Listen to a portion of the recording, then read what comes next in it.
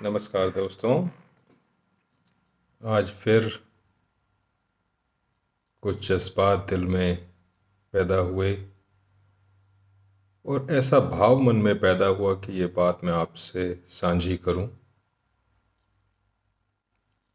कुछ व्हाट्सएप पर चर्चा को देखते हुए मुझे गुरुदेव रवींद्रनाथ टैगोर की एक बात याद आई, जिसमें उन्होंने कहा कि अपने आप को विशेष साबित करने के लिए मैंने दीवारें खड़ी की और वो दीवारें इतनी ऊंची हो गईं कि मैं उसमें खो गया। जब मेरे अंदर असुरक्षा पैदा होती है तो मैं अपने आप को बचाने के लिए कुछ दीवार बनाता हूं। मैं ज़मीन खरीदता हूं तो कहते हैं उसका कब्जा लेने के लिए जी बाउंड्री तैयार की है, ताकि ये पता रहे कि मेरी है, क्योंकि मैं विशेष हूं। और जब मैं कुछ दीवारें बनाता हूं, मेरे अंदर असुरक्षा का भाव पैदा होता है,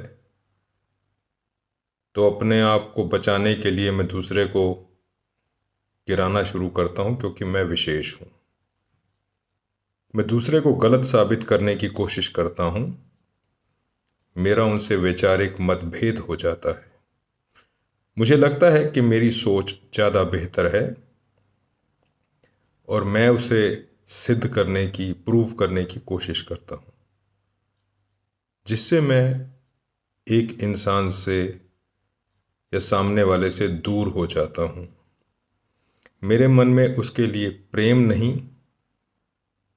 मेरे मन में उसके लिए विरोध, नफरत और ईर्ष्या का भाव पैदा होता है।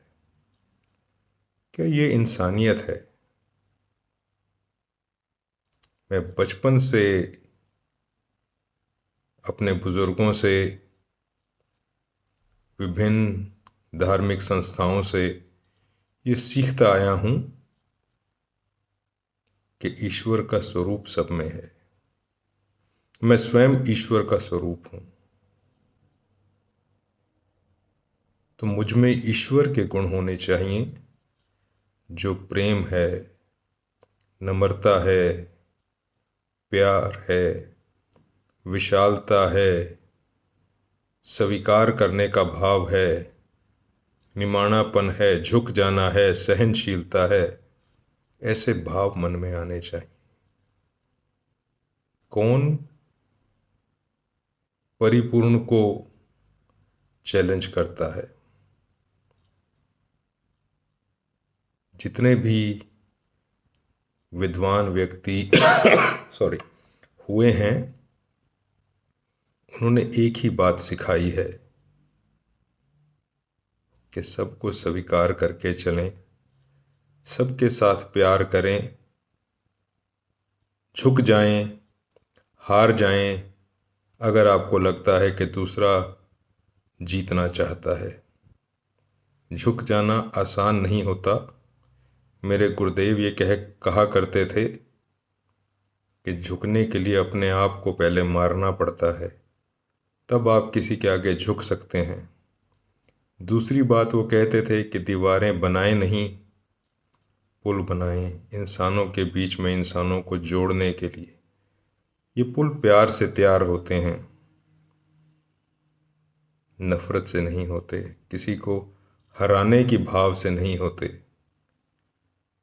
इसलिए ये बात मेरे दिल को दुखी कर गई।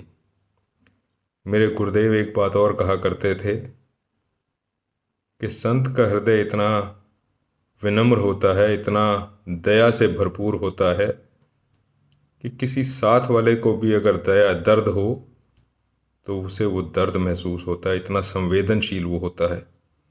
जैसे मक्खन को जरा सी आंच लगती है वो पिघल जाता है, ऐसे एक हृदय महात्मा का, संत का, उस दर्द को महसूस करता है। आज हम इन बातों पर क्यों झगड़ा करते हैं? जिंदगी ने हमें बहुत सुख दिया है, बहुत आनंद दिया है। दूसरी बात मेरे दिमाग में ये भी आपसे शेयर करने के लिए आई कि हम बटा हुआ क्यों महसूस करते हैं। क्योंकि हमारा जन्म अलग अलग परिवारों में हुआ है। हम अलग अलग परिवेश में बड़े हुए हैं। हमारी परवरिश अलग तरीके से हुई है। हमारी शिक्षा अलग तरीके से हुई है।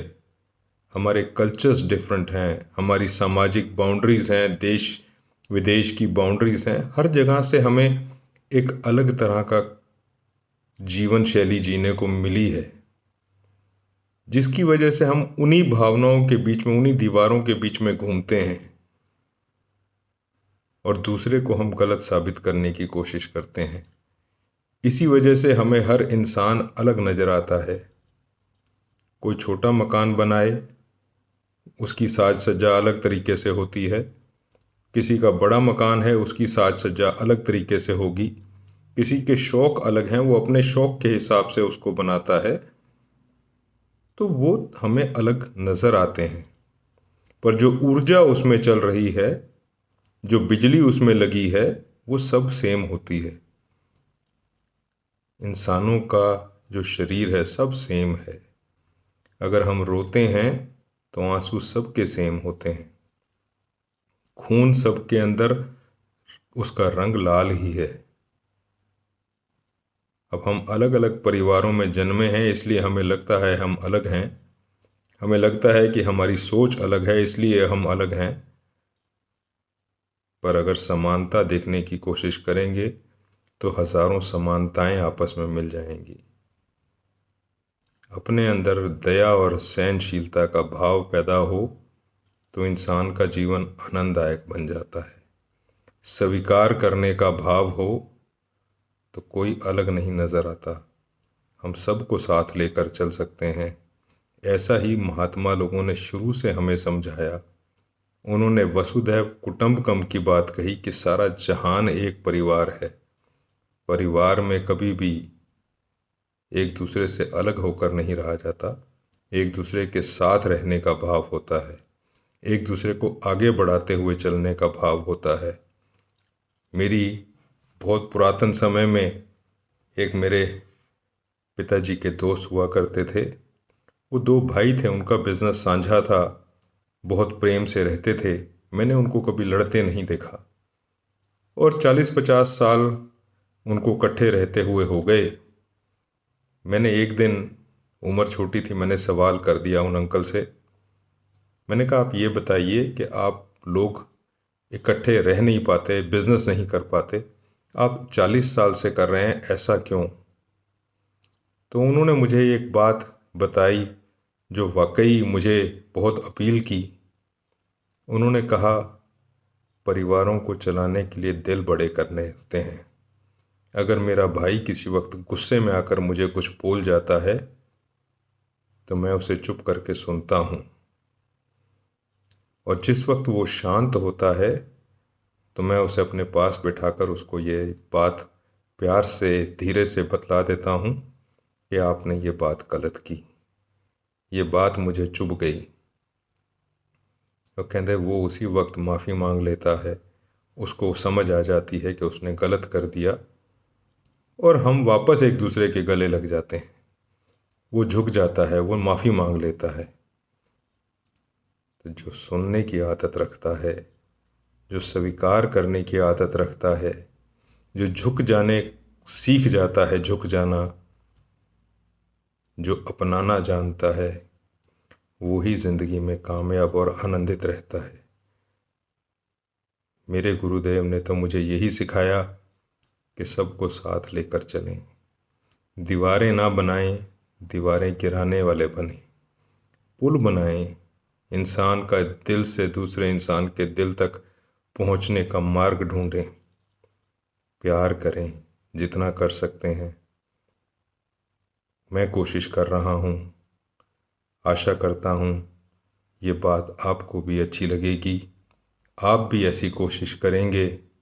ऐसी शुभ भावना और याचना के साथ इस ईश्वर से प्रार्थना करते हुए कि सबके हृदय में प्यार हो, सबके जीवन में आनंद हो, मुस्कान हो, एक दूसरे के सहायक बने सारे, किसी के मन में कोई नफ़रत और ईर्ष्या का भाव ना हो, किसी को गिराने का भाव ना हो। इन्हीं भावनाओं के साथ मैं आपसे इजाज़त लेता हूँ। फिर ज़िंदगी के किसी मोड़ पर मुलाकात होगी। तब तक के लिए आप मेरा नमस्कार और वंदन स्वीकार करें। नमस्कार।